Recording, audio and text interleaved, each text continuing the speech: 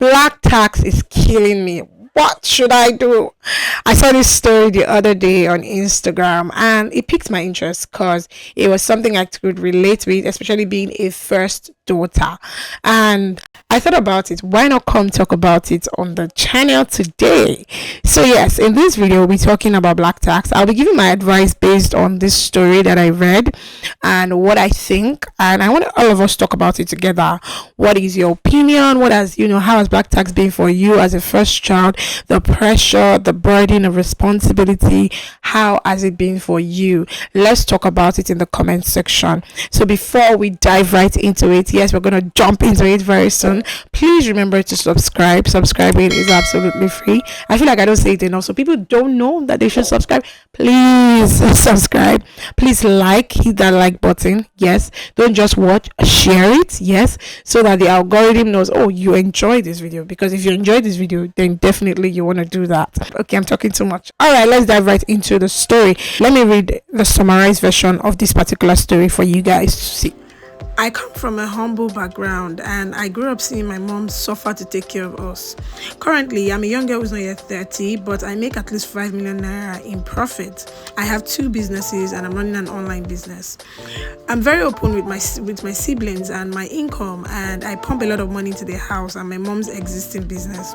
I'm a very tough person on the outside, but they know that once I hear anything is wrong with them, I melt on the inside. So now everybody starts acting broke when they're around me, and it's really getting to me. Things got heated this evening and I promised to cut everyone off. I don't know what to do. How best do you think I can handle this situation? So here are my thoughts. First thing first, I feel like I don't know, we don't have the specificity of this story, but you don't sound like someone that has a personal finance in order. Right, you don't sound like someone that has everything figured out in terms of your own personal finance, like your savings, your emergency fund, your investing, all those things. I don't think you have it in order yet. That's probably why you asked this question.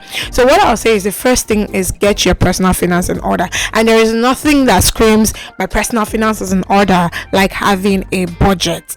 If I can ask you how much do you spend on food and you can answer, then it looks like you have your personal finance in order. So make up a list. And when we say create a budget, it's not like you have to go and create an Excel sheet or a PDF version.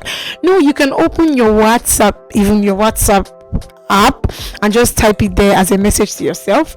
You can open a notes app on your phone, type all the things you spend money on. Number 1, I buy data 20k per month, I do this per month, I do this.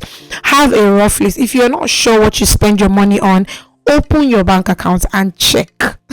So the moment you are able to create a budget, then you'll be able to say, okay, yeah, I understand where my money is going. Then you can now create a budget monthly for your mom, because I feel like your real responsibility is to your mom.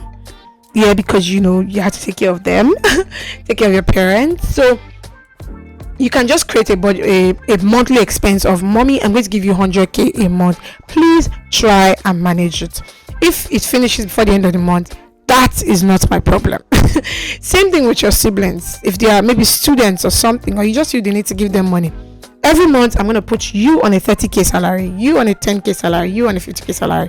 That is what I did with my siblings. This is the thing about having a budget. When you have a budget, you already know how much you should save, how much you should this, how much you should that. So once you have removed all those ones, anything that remains is for expense, for enjoyment. So if anybody comes and they're like, oh yeah, I need money, you'll be able to give them.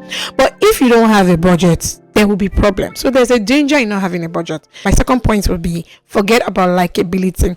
You sound like a people pleaser and may be wrong, but I'm just speaking from a general aspect, because the thing is, a lot of people can't keep their finances in order because they are people pleasers. Let me say it like this: if you're a people pleaser, your personal finance cannot be in order.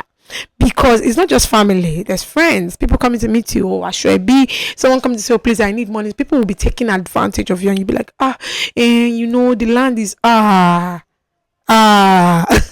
you'll be so pitiful. People will know that they can take advantage of that soft part of you. So try not to be a people pleaser. And many people don't know that they're people pleasers because they don't do things they don't want to do. But it's not true. If you can't face confrontation, if you can't tell people no, if you can't say, oh, I don't like that, you may have tendencies of a people pleaser. So please try your best not to be a people pleaser. It will do you a great deal, because you have to, in this kind of situation, because this situation is already worse now. So you have to put your foot down and say no. I'm going to be firm about it, right? Some people advise in the comment section that you should, move out of the house. I will not totally advise that, except that yes, you can really take care of both rent, because it will put more burden on you. But if it is that bad, then you may have to actually leave their vicinity. Although, truth be told, parents start to respect you and give you reverence when you're no longer, in their vicinity. Especially if you no longer collect money from them, they no longer see you all the time. They're more likely to respect you more. Yeah, that is adulting hack 101. But yeah, so if you can't leave that vicinity, no problem. But it's not something I'll totally advise. But if you can afford to, do it, right? Do it. The only problem is that you will not have to still put your foot down, because your siblings will want to visit you. And you sound like you care about your siblings a lot.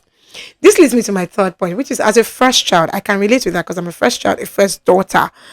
Um, there's this burden of responsibility that is placed on us right from when we're born. And the thing is, we don't even do anything to deserve to be first children or last children or second children.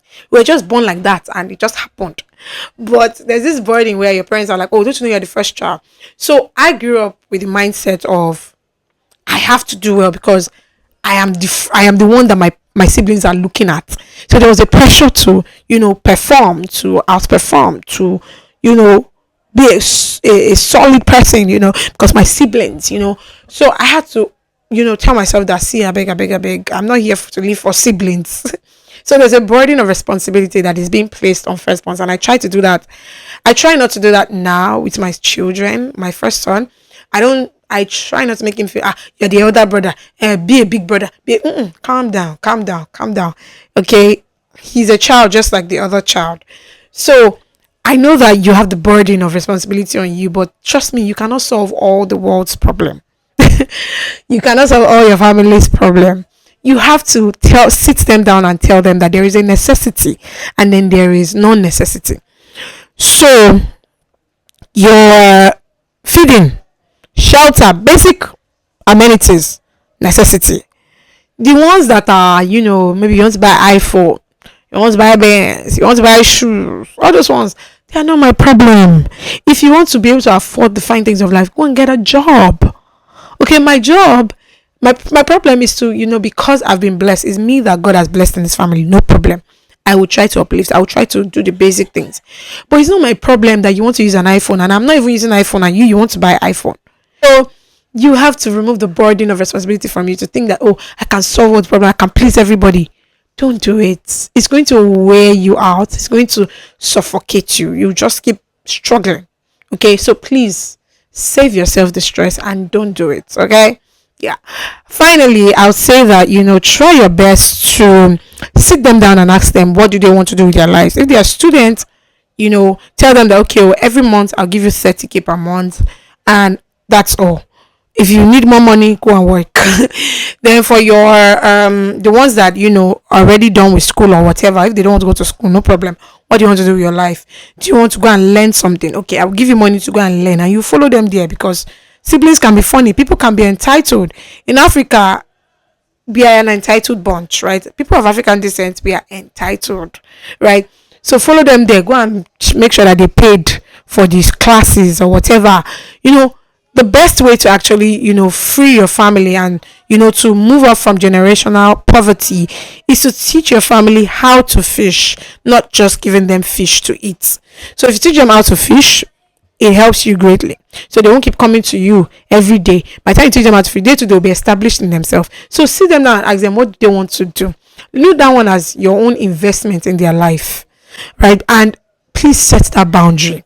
Because if you don't, I'm telling you, if you become broke tomorrow, they will say, why are you broke? With all the money you made, what were you spending your money on? That's what they will say. Nobody's going to say, oh, you are giving me money. Because to them, you're giving them a minute of your money. For example, you're giving somebody 100K, but they are saying that you're making 5 million. But they will not see that you give this one 100K. That's already 600K. Another thing that I also say is that you should stop talking about money in front of them. Yeah, stop telling, some of us, We do it unknowingly, while some people do it with intent. Like you like to show off. Some of us like to show off. You want to just tell your parent that you are doing well. You want them to be proud of you. You don't need that. Because if people are hearing that you are making 5 million, 6 million, obviously they feel like what you're giving them is small. We are humans. If you say, if you hear your husband talking about 10 million, your husband is giving you 40k per month, come on now, you'll be like, this man is wicked though. So yeah, so I'll just say that, try to have less money conversations in front of people. Let them not see you coming. Don't be the person that's always making everybody know how much you have in your account. Your personal finance is personal to you. So that being said, I think that the summary of this is, please forget about likability, forget about people, forget about people pleasing. Just do what you gotta do. Be firm, and stand your ground. Last, they will say you are stingy, you are selfish, you have sure done your own part. When they start making money, they will understand. All right, I hope this video has been helpful. Hope it helps you greatly. If it did, please leave a comment telling me what you think. Can you relate with this? Has black tax been something that's really been affecting you? The entitlement mentality of many Nigerians, what do you have to say about that? Leave it in the comment section. Also give this video a thumbs up, and yeah, share it. If this video really blessed you, please share it. Thank you guys so much for watching, and I'll see you in my next video.